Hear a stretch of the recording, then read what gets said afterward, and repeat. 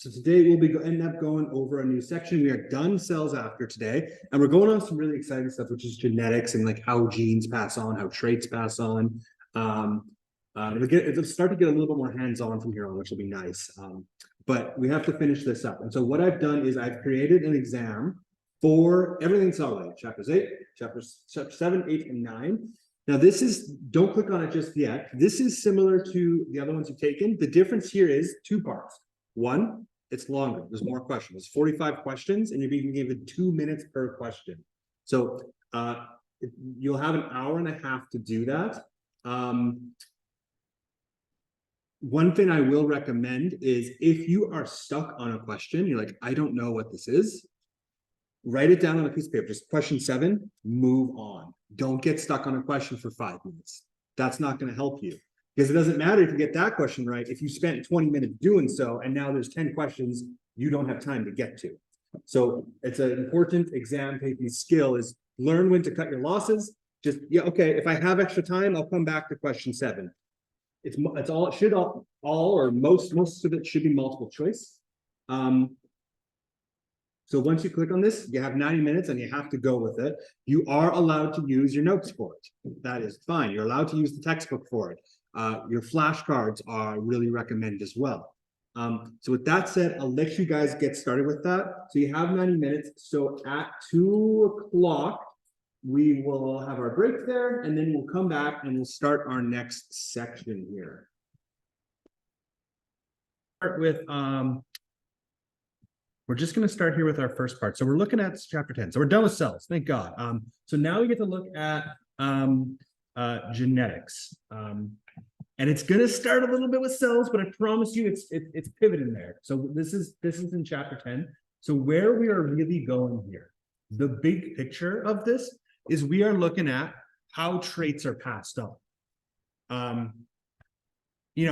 How, the most common example is eye color, hair color, stuff like that, but also height, genetic diseases, etc. So we're looking at how that stuff gets passed on. How does your body operate that? How does it prevent errors, and so on and so forth. And so we're gonna be looking at a little bit of the history of it as well. So starting out here, we are looking at something called meiosis. Now, this sounds similar to mitosis. They are different things, but they can get a little confusing at first. So just to give you an idea here, some of the stuff with meiosis, interphase, prophase, like a metaphase, anaphase, it looks a little similar, right? So this is a very common thing that people tend to just mix up. They know what both of them are, but they're like, they accidentally say, oh, this is mitosis, the other one's meiosis, when it's actually the other way around. So that's a really common error here that we make, is we mix them up. So we might not get through all of this. In fact, I do not think we will. So we'll probably put a stopway at a nice clean spot here. But starting out here, all these characteristics that we think of, hair color, eye color, etc., are traits. And that's just not just immune to humans, right? Dogs. What are some examples of traits of dogs?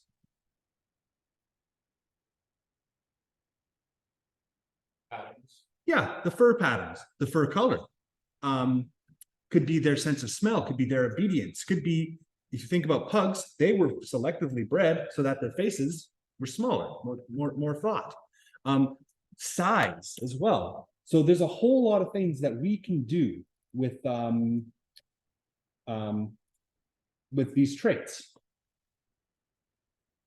So how does your body know that you're supposed to have brown hair or blue eyes or whatever it is? That is located on your chromosomes, which is nucleus of cells, which is DNA, right? Chromosomes are our DNA. So what we do is we organize our DNA in chromosomes, and those contain your genes. And genes are technically a production of a protein. So each of these chromosomes, does anyone know how many we have? If you don't, that's fine. So we have 46 chromosomes. And so each one of those contains hundreds of genes. So a couple hundred times 46, there are tens of thousands of genes in your body that need to be accurate.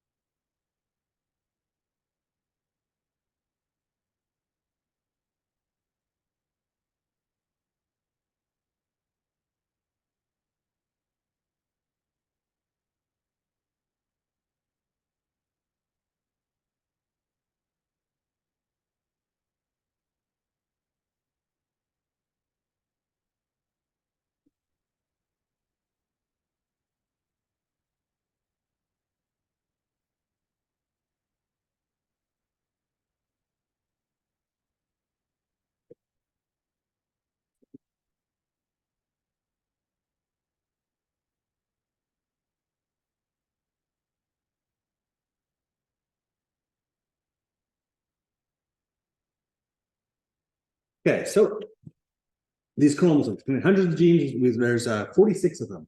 So humans have 46 chromosomes, and one's contributed by each parent. So they're associated in pairs. So, you know, when you are half your dad, half your mom, right? Because they each gave you 23 pairs.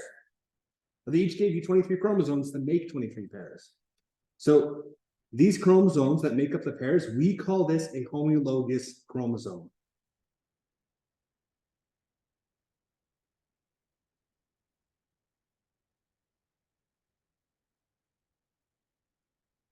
Of course, the base root word of homo means the same. And that is going to be your ticket to remember what the heck are these things as we keep going through. So I really recommend that you put that there. When we think homo, we think the same. So again, we have our chromosomes here. So we're introducing now something called, we call these haploid and diploid cells. We're gonna like simplify this as much as we can. So basically, we want to make sure there's the same number of chromosomes from generation to generation.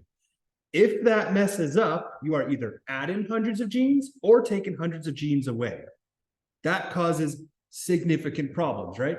Down syndrome, for example, there is a 47th chromosome added. It can change a lot. So we need a checks and balances. And how we get those checks and balances are called gametes. And you might have recognized this from our last section. These are a stop and go. But basically, these are sex cells with half the number of chromosomes. Again, you have 46 chromosomes. If that's the case, if you have 46 chromosomes, you are only given half of those from each of your parents. And this is the mechanism that does that. So there's a tiny bit of math in here, a smidge of math. In that we use a symbol here called N, which shows how many chromosomes are in a gamete. If it's just a single N, it's a haploid. If it's a 2N, it's a diploid. And di is the base word for 2. Actually, no, it's not. Sorry.